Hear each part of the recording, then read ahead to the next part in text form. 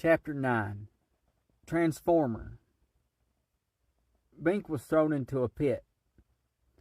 A pile of hay broke his fall, and a wooden roof set on 4 tall posts shaded him from the sun. Other than that, his prison was barren and bleak indeed. The walls were of some stone-like substance, too hard to dig into with his bare hands, too sheer to climb. The floor was packed earth. He walked around it. The wall was solid all around, and too high for him to surmount. He could almost touch the top when he jumped and reached up, but a lattice of metal bars across the top sealed him in. He might, with special effort, get high enough to catch hold of one of those bars, but then all he would be able to do would be to hang there. It might represent exercise,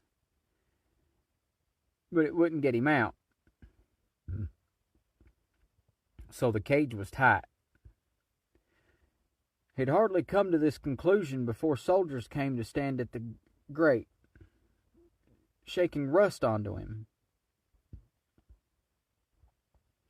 They stood in the shade of the roof while one of them squatted down to unlock the little door set in that grate and swing it up and open. Then they dropped a person through. It was the woman, Fanchon. Bink jumped across, wrapping his arms around her before she hit the straw, breaking her fall. They both sprawled in the hay. The door slammed shut, and the lock clicked. "Now I know my beauty didn't overwhelm you," she remarked as they disentangled. "I was afraid you'd break a leg," Bink said defensively. "I almost did, when they threw me in here." She glanced down at her knobby knees, showing beneath her dull skirt. A break couldn't hurt the appearance of either leg. Not far off the mark. Bink had never seen a more homely girl than this one. But what was she doing here? Why should the evil magician throw his stooge in the den with his prisoner? This was no way to trick the captive into talking. The proper procedure would be to tell Bink that she had talked, and offer him his freedom for confirming the information. Even if she were genuine, she still would not have been confined with him. She could have been imprisoned separately. Then the guards would tell each one that the other had talked. Now, if she had been beautiful, they might have thought she could vamp him into telling. But as she was, not a chance. It just didn't seem to make sense.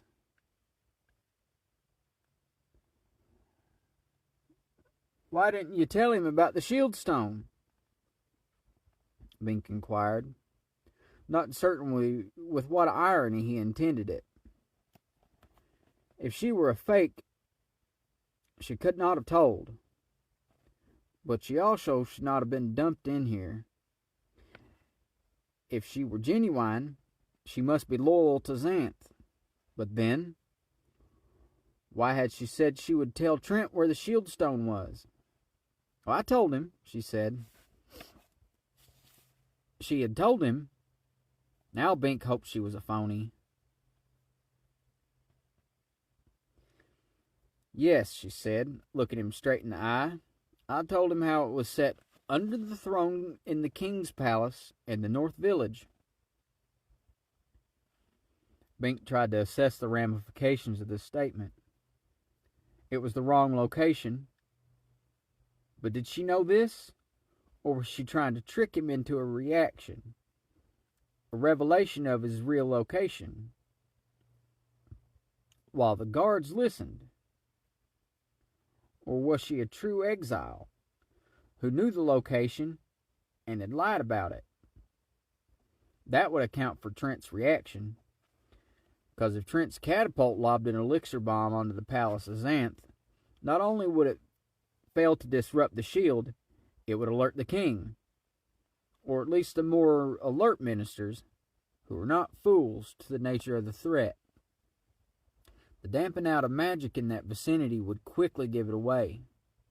Had Trent actually lobbed his bomb, and had he now lost all hope of penetrating Xanth? The moment the threat was known, they would move the shield stone to a new, secret location so that no information from exiles would be valid.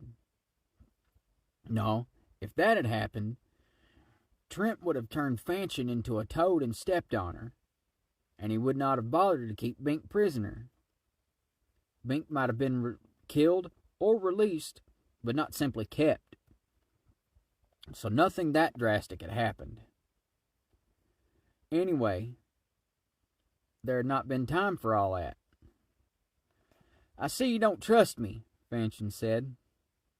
"A fair analysis." "I can't afford to," he admitted.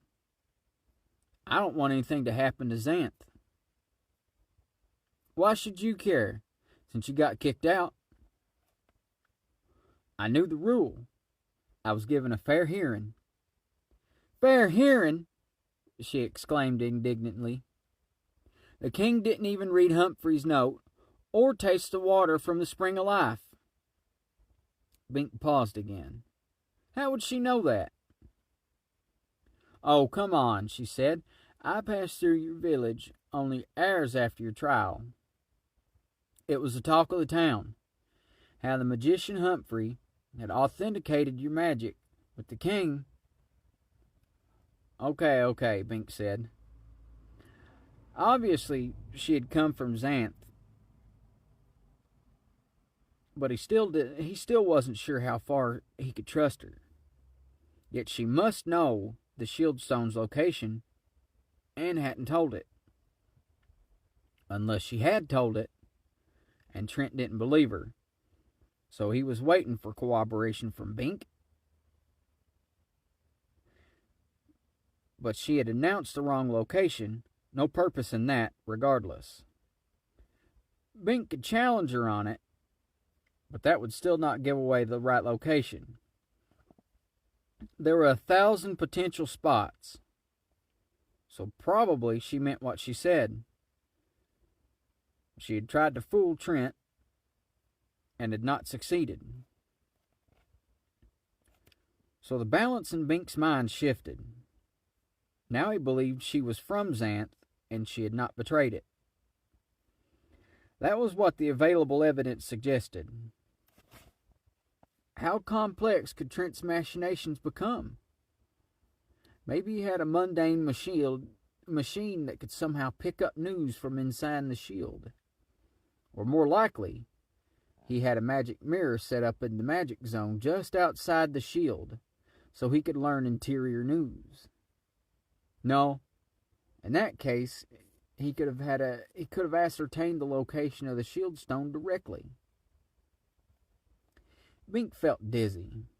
He didn't know what to think. But he certainly wasn't going to mention the key location. "I wasn't exiled, if that's what you're thinking," Fanchon said. "They don't yet ban people for being ugly. I immigrated voluntarily." "Voluntarily? Why?" "Well, I had 2 reasons." "What 2 reasons?" She looked at him. "I'm afraid you would not believe either one." "Try me and see." "First, the magician Humphrey told me it was the simplest solution to my problem." "What problem?" Bink was hardly in a good mood. She gave him another straight look that amounted to a stare. "Must I spell it out?" Bink found himself reddening. Obviously, her problem was her appearance. Fanchon was a young woman, but she was not plain, not homely, but ugly.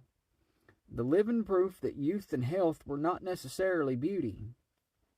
No clothing, no makeup could help her nearly enough. Only magic could do it, which seemed to make her departure from Xanth nonsensical. Was her judgment as warped as her body? Faced with the social necessity of changing the subject, he fixed on another objection, an aspect of his thought. But there's no magic in Mundania. Precisely. Again his logic stumbled. Fanchon was as difficult to talk with as to look at. You mean magic makes you what you are? What a marvel of tact he demonstrated. But she did not chide him for his lack of social grace. Yes, more or less. Why didn't Humphrey charge you his fee? He couldn't stand the sight of me. Okay, here's the thing. Humphrey's kind of a creep. Allegedly.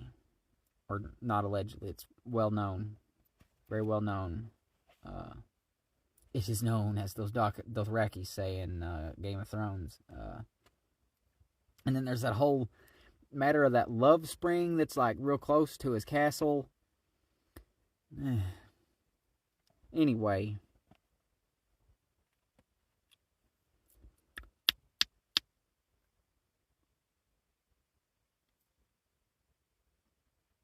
He couldn't stand the sight of me.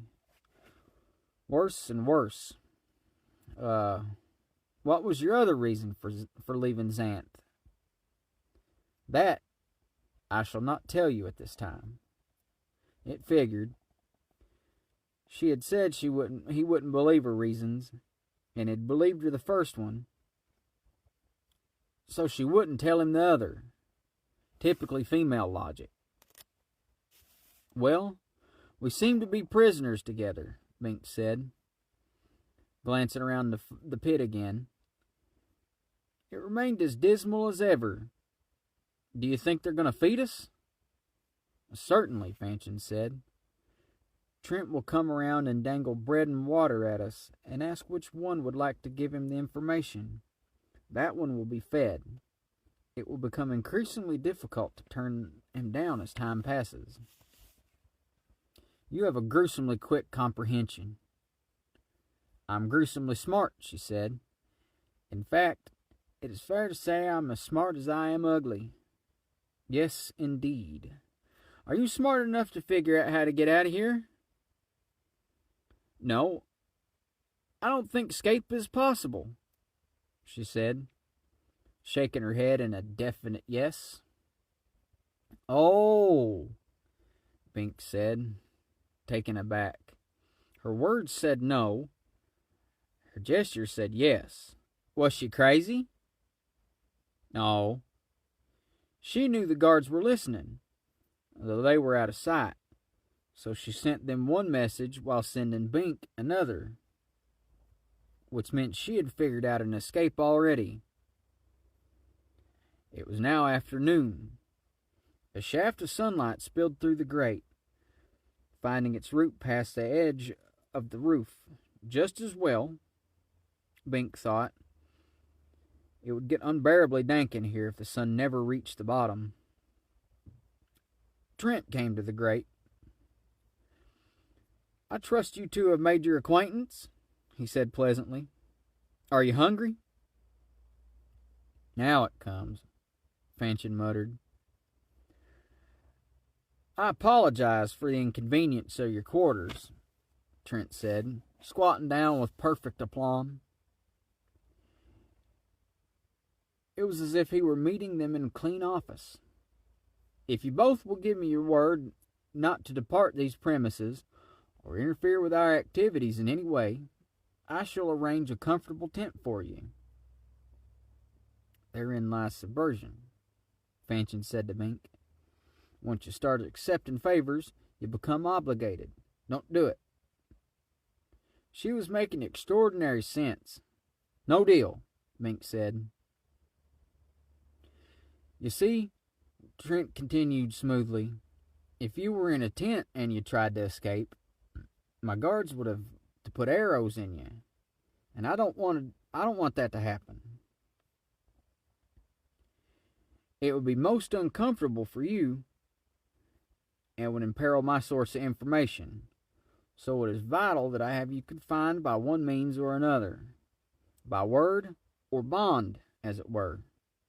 This pit has the sole virtue of being secure.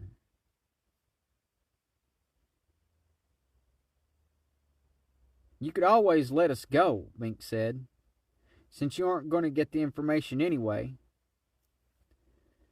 If that ruffled the evil magician, he did not show it. Here is some cake and wine, Trent said, lowering a package on a cord. Neither Bink nor Fanchon reached for it, though Bink suddenly felt very hungry and thirsty. The odors of spice wafted through the pit temptingly. Obviously, the package contained fresh, good things. Please take it, Trent said. I assure you it is neither poisoned nor drugged. I want you both in good health. For when you change us into toads? Bink asked loudly. What did he have to lose, really? No, I'm afraid you've called my bluff on that.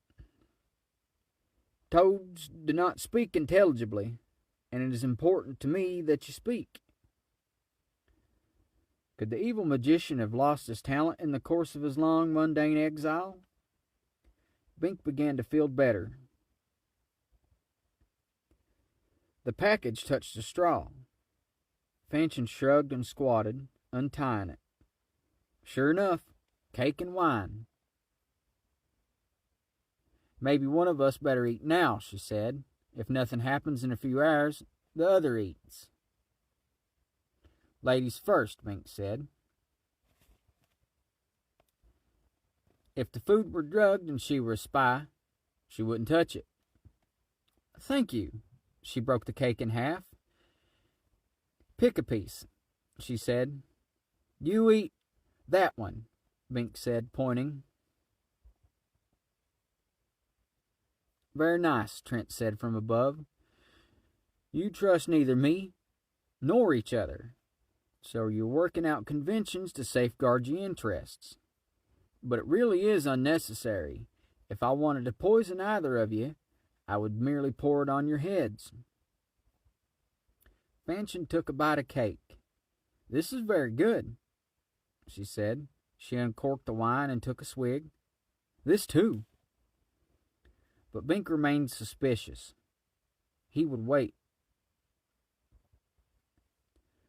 I've been considering your cases, Trent said. Fanchon, I will be direct. I can transform you into any other life form, even another human being. He squinted down at her. How would you like to be beautiful? Uh-oh. If Fanchon were not a spy, this would be a compelling offer. The ugly one converted to beauty. Go away, Fanchon said to Trent, before I throw a mud ball at you. But then she thought of something else. If you're really going to leave us here, at least give us some sanitary facilities. A bucket and a curtain. If I had a lovely posterior, I might not mind the lack of privacy. But as it is, I prefer to be modest. Aptly expressed, Trent said. She gestured, and the guards brought the items and lowered them through the hole in the grate. Fanchon set the pot in one corner and removed pins from her straggly hair to tack the cloth to the two walls, forming a triangular chamber. Bink wasn't sure why a girl of her appearance should affect such modesty. Surely no one would gawk at her exposed flesh regardless of its rondure.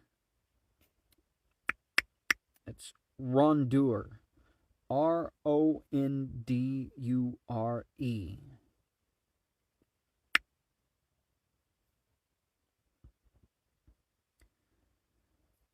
Unless she really was extremely sensitive, with her remarks making light of what remained a serious preoccupation. In that case, It did make sense. A pretty girl could express shock and distress if someone saw her bare torso, but privately, she would be pleased if the reaction were favorable. Fanchon had no such pretense. Bink was sorry for her, and for himself.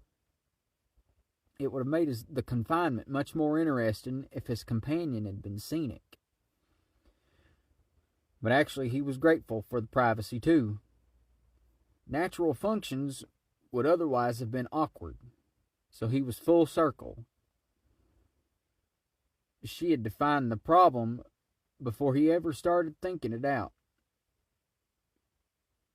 She obviously did have a quicker mind. He's not fooling about making you beautiful, Bink said. It wouldn't work. No, Trent's talent. I know his talent, but it would only aggravate my problem, even if I were willing to betray Xanth. This was strange. She did not want beauty. Then why her extraordinary sensitivity about her appearance? Or was this some other ploy to get him to tell the location of the shield stone? He doubted it. She obviously was from Xanth. No outsider could have guessed about his experience with the water of the Spring of Life and the Senile King. Time passed. Evening came. Fanchon suffered no ill effects, so Bink ate and drank his share of the meal. At dusk it rained. The water poured through the lattice. The roof provided some shelter, but enough slanted in to wet them down thoroughly anyway. But Fanchon smiled. Good, she whispered. The fates are with us tonight. Good. Bink shivered in his wet clothing and watched her wonderingly. She scraped with her fingers in the softening floor of the pit. Bink walked over to see what she was up to, but she waved him away. Make sure the guards don't see, she whispered. Small danger of that. The guards weren't interested. They had taken shelter from the rain and weren't in sight. Even if they had been close, it was getting too dark to see. What was so important about this business? She was scooping out mud from the floor and mixing it with the hay, heedless of the rain. Bink couldn't make any sense of it. Was this her way of relaxing? Did you know any girls in Xanth? Fanchon inquired. The rain was slacking off, but the darkness protected her secret work from Bink's comprehension as well as that of the guards. It was a subject Bink would have preferred to avoid. I don't see what... She moved over to him. I'm making bricks, idiot, she whispered fiercely. Keep talking and watch for any lights. If you see anyone coming, say the word chameleon. I'll hide the evidence in a hurry. She glided back to her corner. Chameleon. There was something about that word. Now he had it. The chameleon lizard he had seen just before starting on his quest to the good magician. His omen of the future. The chameleon had died abruptly. Does this mean his time was come? Talk, Fanchon urged. Cover my sounds. Then, in conversational tone, you did know some girls. Some, Bink said. Bricks. What for? Were they pretty? Her hands were blurred by the night, but he could hear the little slaps of mud and rustle of hay. She could be using the hay to contribute fiber to the mud brick. But the whole thing was crazy. Did she intend to build a brick privy? Or not so pretty? She prompted him. Oh, pretty, he said. It seemed he was stuck with this topic. If the guards were listening, they would pay more attention to him talking about pretty girls than to her slapping mud. Well, if that was what she wanted, my fiancée, Sabrina, was beautiful, is beautiful, and the sorceress Iris seemed beautiful, but I met others who weren't. Once they get old or married, his reign had abated. Bink saw a light approaching. Chameleon, he murmured, again experiencing inner tension. Omens were always accurate, if understood correctly. Women don't have to get ugly when they marry, Fanchon said. The sounds had changed. Now she was concealing the evidence. Some start out that way. She certainly was conscious of her condition. This made him wonder again why she had turned down Trent's offer of beauty. I met a lady centaur on my way to the magician Humphrey, Bink said, finding it difficult to concentrate even on so natural a subject as this in the face of the oddities of his situation. Imprisoned in a pit with an ugly girl who wanted to make bricks. She was beautiful, in a statuesque kind of way. Of course, she was basically a horse. Bad terminology. I mean, from the rear, I rode her back, conscious of what the guards might think he was saying. Not that he should even care what they thought. He eyed the approaching light. He saw it mainly by the reflections from the bars. She was half equine. She gave me a ride through Centaur country. The light diminished. It must be a guard on routine patrol. False alarm, he whispered. Then in conversational tone. But there was one really lovely girl on the way to the magician. Her name was... He paused to concentrate. When? But she was abysmally stupid. I hope the Gap Dragon didn't catch her. You were in the Gap? For a while, until the dragon chased me off. I had to go around it. I'm surprised you know of it. I'd thought there was a forget spell associated with it, because it was not on my map, and I never heard of it until I encountered it. Though how it is that I remember it in that case... I lived near the Gap, she said. You lived there? When was it made? What is its secret? It was always there. There is a forget spell. I think the magician Humphrey put it there. But if your associations are really strong, you remember. At least for a while. Magic only goes so far. Maybe that's it. I'll never forget my experience with the dragon in the shade. Fanchon was making bricks again. Any other girls? Bink had the impression she had more than casual interest in the matter. Was it because she knew the people of the Chasm region? Let's see. There was one other I met, an ordinary girl, Dee. She had an argument with the soldier I was with, Crombie. He was a woman-hater, or at least professed to be. And she walked out. Too bad. I rather liked her. Oh, I thought you preferred pretty girls. Look, don't be so damn sensitive, he snapped. You brought up the subject. I like Dee better than... Oh, never mind. I'd have been happier talking about plans to escape. Sorry, she said. I knew about your journey around the chasm. Win and Dee are friends of mine. So naturally, I'm concerned. Friends of yours? Both of them. Pieces of a puzzle began to fit together. What is your association with the sorceress Iris? Fanchon laughed. None at all. If I were the sorceress, do you think I would look like this? Yes, Bink said.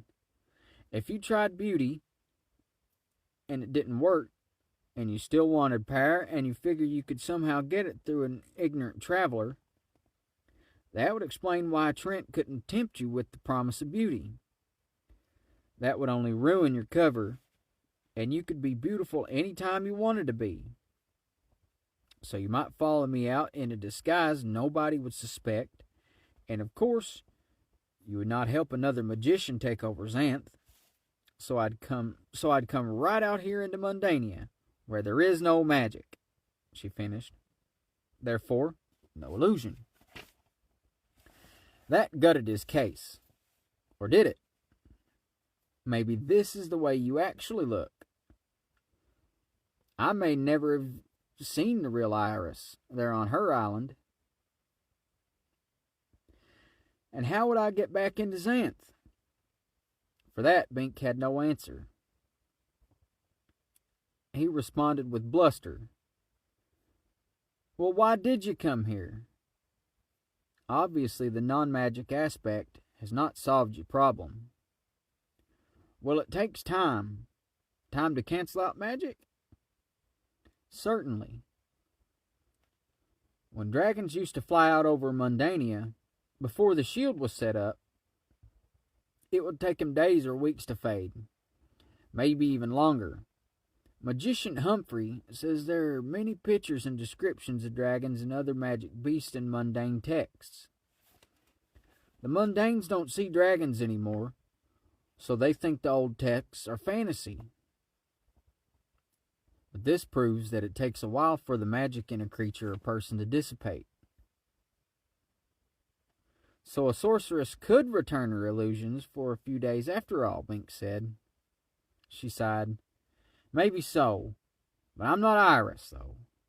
I certainly wouldn't mind being her. I had entirely different and compelling reasons to leave Xanth. Yes, I remember. One was to lose your magic, whatever it was, and the other you wouldn't tell me. I suppose you deserve to know. You're going to have it out of me one way or the other. I learned from Win and Dee what sort of a person you were, and... So Win did get away from the dragon? Yes, thanks to you, she... A light was coming. Chameleon, Bink said. Fanchon scrambled to hide her bricks. This time the light came all the way to the pit. I trust you have not been flooded out down there,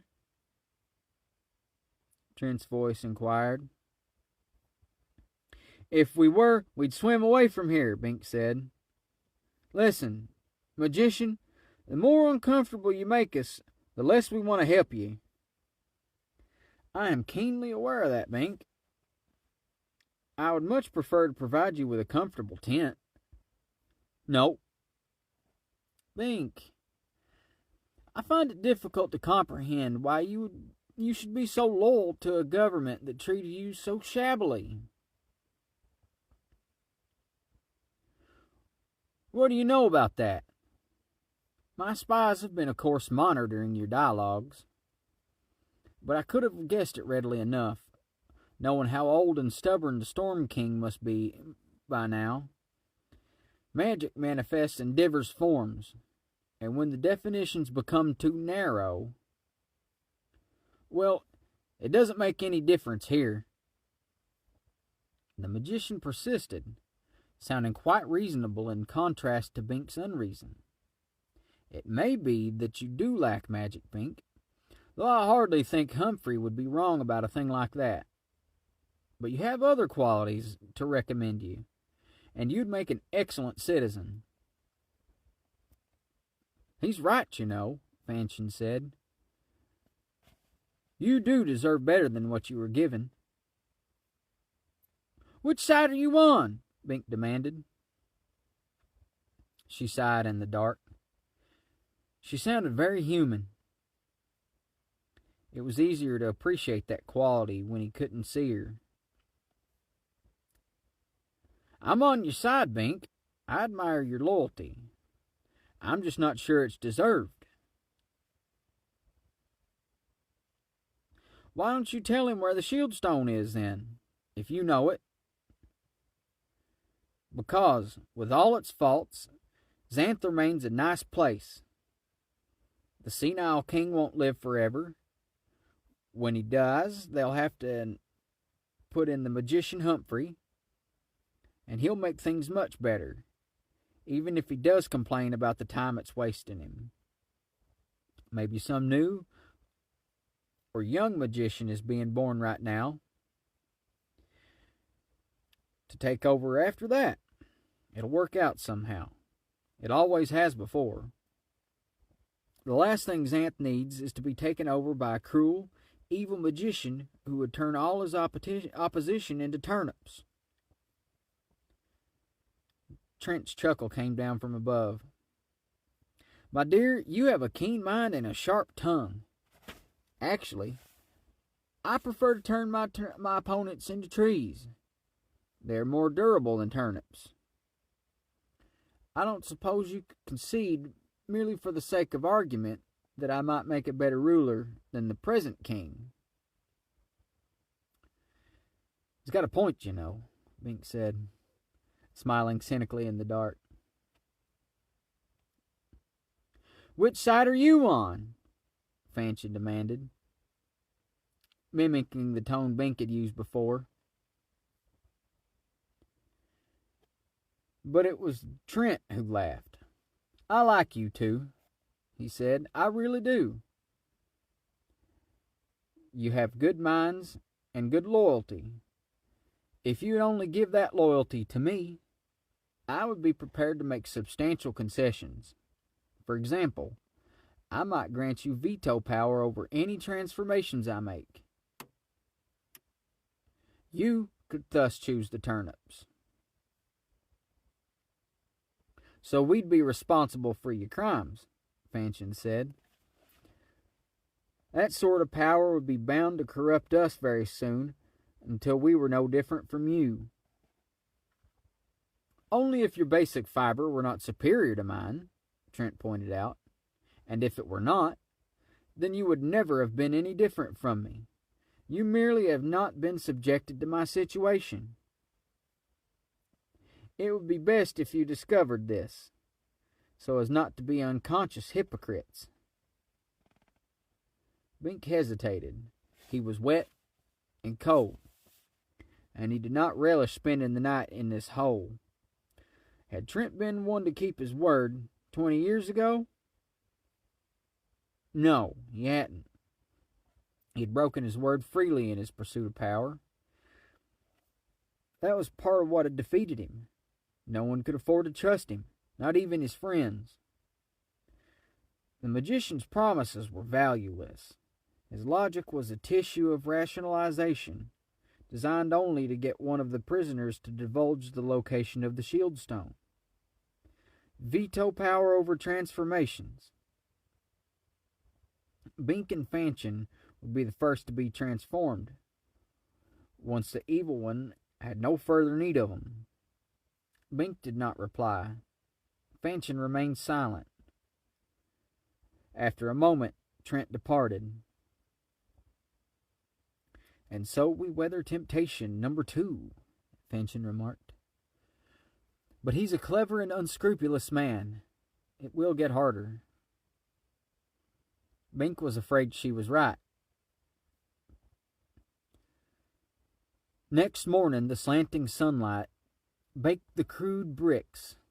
They were hardly hard yet, but at least it was a start. Fanchon placed the items in the privacy cubicle so that they could not be seen from above. she would set them out again for the afternoon sun, if all went well.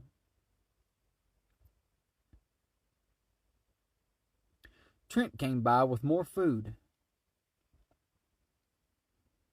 fresh fruit and milk. "I dislike putting it on this footing," he said, "but my patience is wearing thin. At any time they might move the shield stone routinely, rendering your information valueless. If one of you does not give me the information I need today, tomorrow I shall transform you both. You, Bink, will be a cockatrice. You, Fanchon, a basilisk. You will be confined in the same cage." Bink and Fanchon looked at each other with complete dismay. Cockatrice and basilisk, two names for the same thing. A winged reptile hatched from a yolkless egg laid by a rooster and hatched by the toad in the warmth of a dung heap. The stench of its breath was so bad that it wilted vegetation and shattered stone, and the very sight of its face could cause other creatures to keel over dead. Basilisk, the little king of the reptiles. The chameleon of his omen had metamorphosed into the likeness of a basilisk just before it died.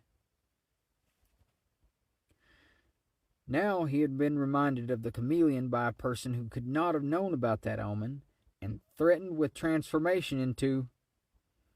Surely death was drawing nigh. "It is a bluff," Fanchon said at last. "He can't really do it. He's just trying to scare us." "He's succeeding," Blink muttered. "Perhaps a demonstration would be in order," Trent said. "I ask no person to take my magic on faith, when it is so readily demonstrable. It is necessary for me to perform regularly, to restore my full talent after the long layoff in Mundania. So the demonstration is quite convenient for me."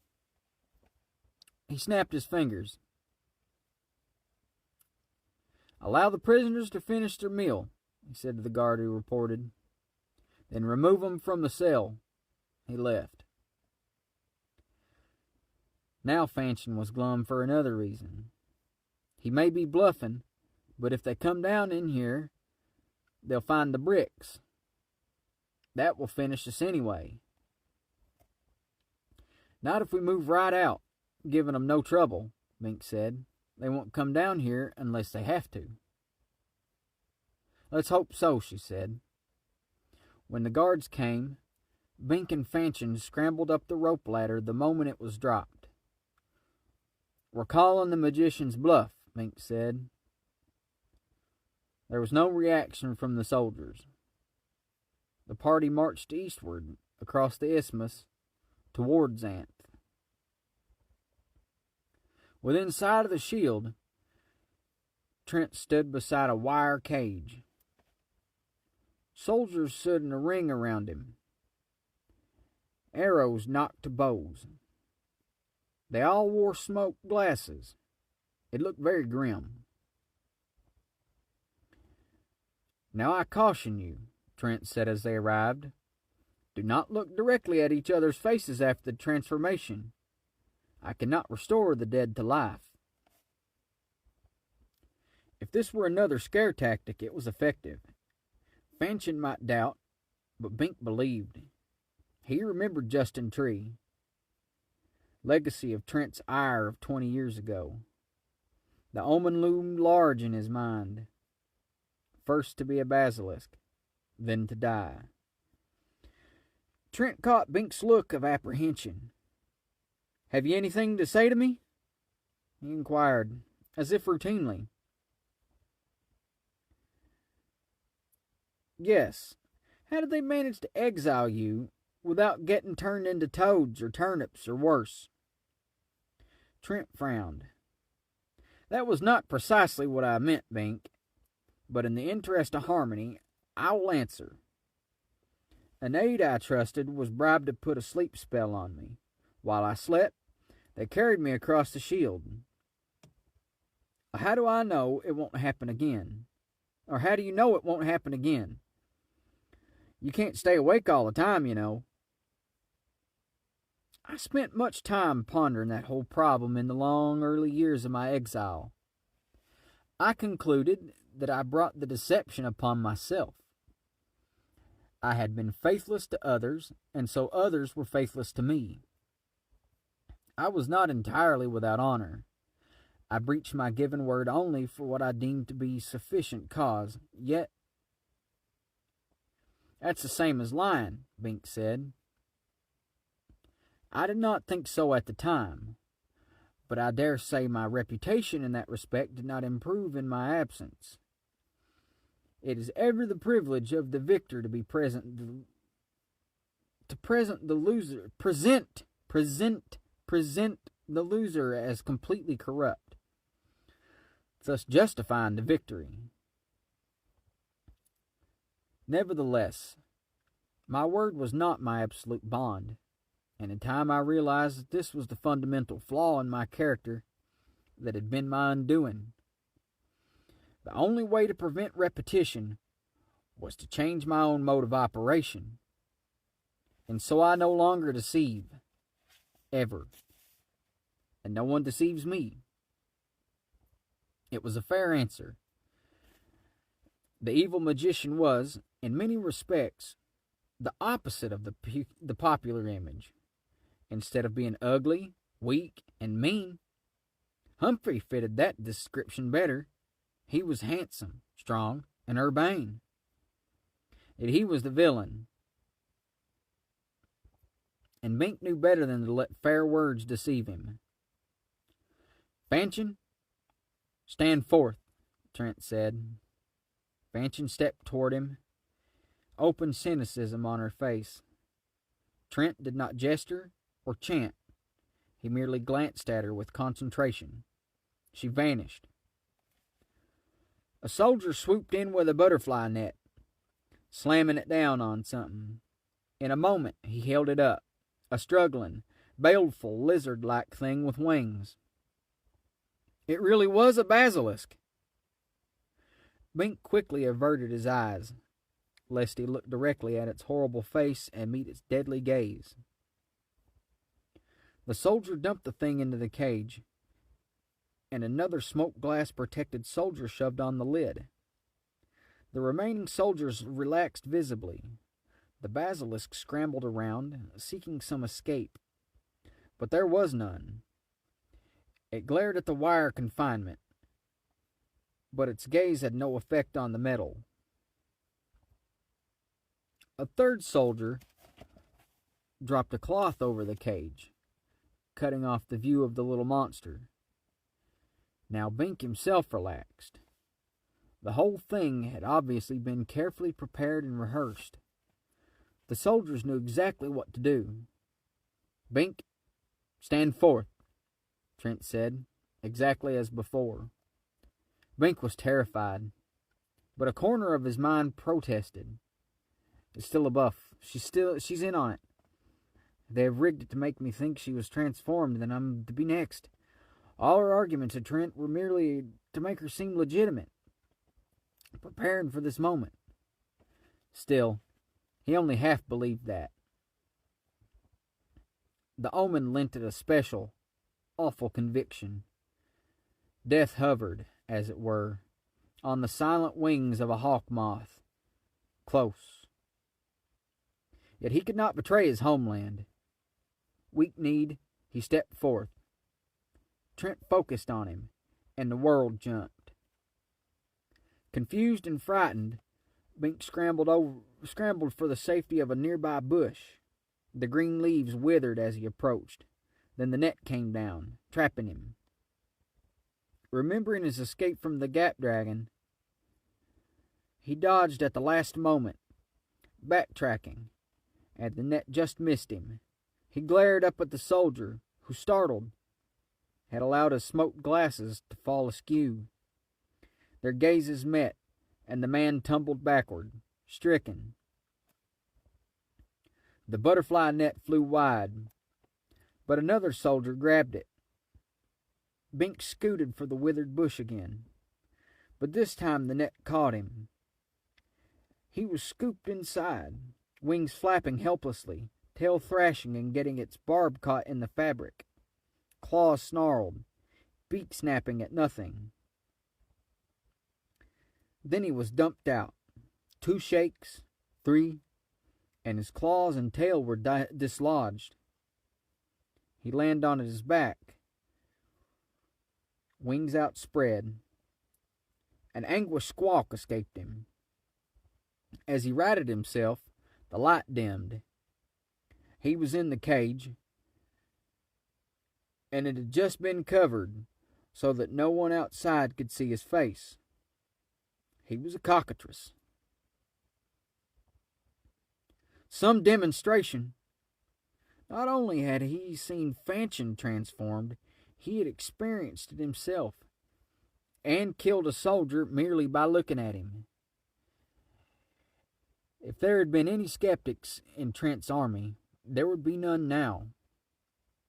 He saw the curling, barbed tail of another of his kind, a female, but her back was to him. His cockatrice nature took over. He didn't want company.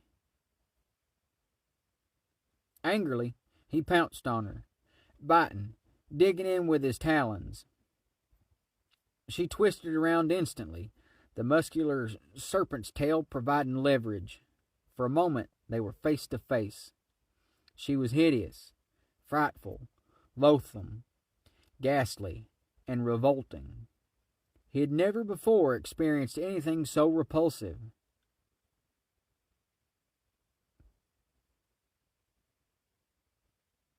Yet she was female, and therefore possessed of a certain fundamental attraction. The paradoxical repulsion and attraction overwhelmed him, and he lost consciousness. When he woke, he had a headache. He lay on the hay in the pit. It was late afternoon. It seems the stare of the basilisk is overrated, Fanchon said. Neither of us died. So it had really happened. Not quite, Bink agreed, but I feel a bit dead. As he spoke, he realized something that had not quite surfaced before. The basilisk was a magical creature that could do magic. He had been an intelligent cockatrice who had magically stricken an enemy. What did that do to his theory of magic? Well, you put up a good fight, Fanchon was saying. They've already buried that soldier.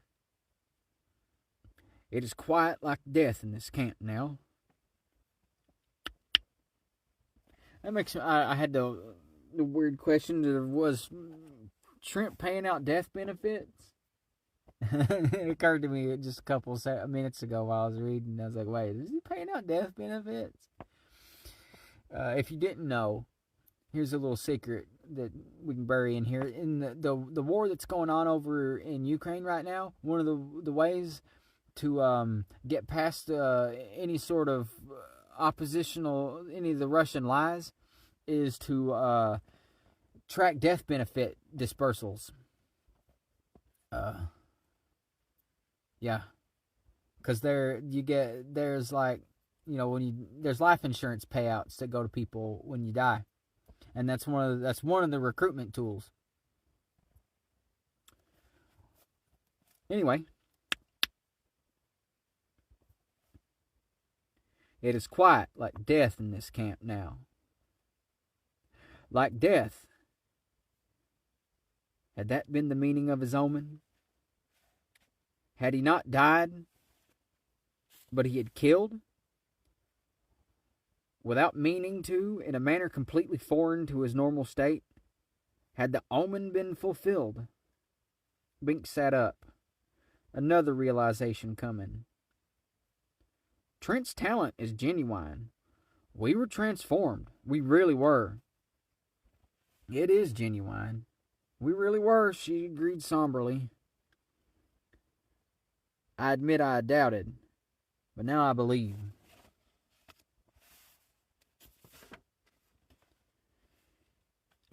He must have changed us back while we were unconscious. Yes, he was only making a demonstration. It was an effective one. It was, she shuddered. Bink, I don't know whether I can take that again. It wasn't just a change, it was... I know. You made a hell of an ugly basilisk. I would make a hell of an ugly anything. But the sheer malignancy, stupidity, and awfulness, those things are foul. To spend the rest of my life like that... I can't blame you, Bink said, but still something nagged at his mind.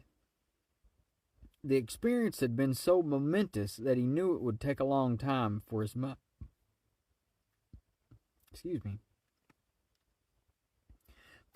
to sift through all the aspects. I didn't think anyone could make me go against my conscience, but this... She put her face into her hands. Bink nodded silently. After a moment, he shifted the subject. Did you notice? Those creatures were male and female. Of course, she said, gaining control of herself now that she had something to orient on. We are male and female. The magician can change our forms, but not our sexes. But the basilisks should be neutered. Hatched of eggs laid by roosters. There are no parent basilisks, only roosters. She nodded thoughtfully, catching hold of the problem. You're right. If there are males and females, they should mate and reproduce their own kind. Which means, by definition, they aren't basilisks. A paradox. There must be something wrong with the definition, Bink said. Either there's a lot of superstition about the origins of monsters, or we were not genuine basilisks. We were genuine, she said, grimacing with renewed horror. I'm sure now. For the first time in my life, I'm glad for my human form. Which was quite an admission for her. That means Trent's magic is all the way real, Bink said. He doesn't just change the form. He really converts things into other things, if you see what I mean. Then the thing that had nagged at his mind before came clear. But if magic fades outside Xanth, beyond the narrow magic band beyond the shield, all we would have to do would be to go into Mundania, she exclaimed, catching on. In time, we would revert to our proper forms, so it would not be permanent. So his transformation ability is a bluff, even though it is real, he said. He would have to keep us caged right there, or we'd escape and get out of his power. He has to get all the way into Xanth, or he really has very little power. No more power than he already has as general of his army, the power to kill. All he can get now is the tantalizing taste of real power, she said. I'll bet he wants to get into Xanth. But meanwhile, we're still in his power. She set out the bricks, catching the limited sunlight. What are you going to do? She asked. If he lets me go, I'll travel on into Mundania. That's where I was headed before I was ambushed. One thing Trent has shown me, it is possible to survive out there. But I'll make sure to note my route carefully. It seems Xanth is hard to find from the other direction. I meant about the shield stone. Nothing. You won't tell him? No, no, of course not, he said. Now we know his magic can't really hurt us worse than his soldiers can. Some of the terror is gone. Not that it matters. I don't blame you for telling him. She looked at him. Her face was still ugly, but there was something special in it now. You know, you're quite a man, Bink. No, I'm nothing much. I have no magic. You have magic, you just don't know what it is. Same thing. I followed you out here, you know. Her meaning was coming clear. She had heard about him in Xanth. The travel with no spell. She had known that would be no liability in Mundania. What better match? The man with no magic, the woman with no beauty. Similar liabilities. Perhaps he could get used to her appearance in time. Her other qualities were certainly commendable. Except for one thing. I understand your position, he said. But if you cooperate with the evil magician, I won't have anything to do with you, even if he makes you beautiful. Not that it matters.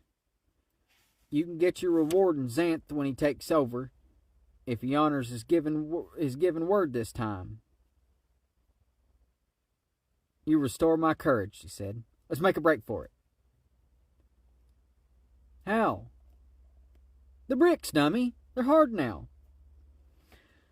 As soon as it's dark, we'll make a pile. The grate keeps us in. Its door is still locked. A step won't make any difference. If just getting up there were the only problem, I could lift you. There is a difference, she murmured. We pile the bricks, stand on them, and push the whole grate up. It's not anchored. I checked that when they brought us in here.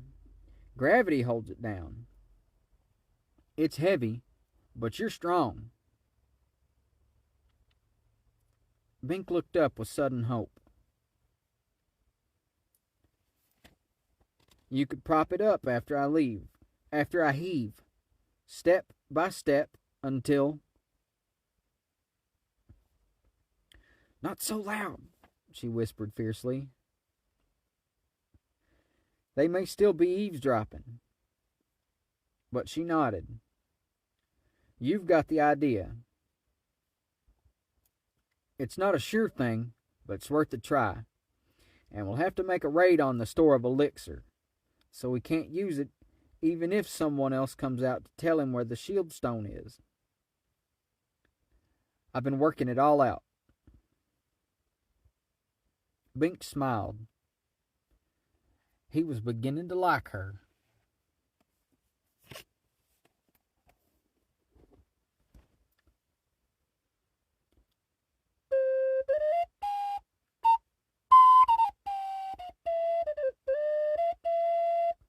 Oy. I did that one. I had to do that in like 2 takes. That took 2 takes.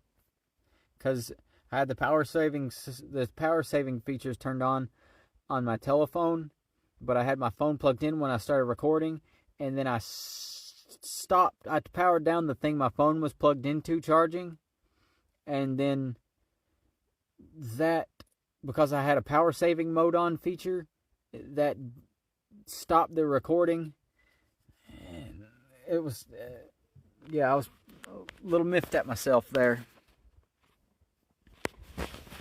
But whatever.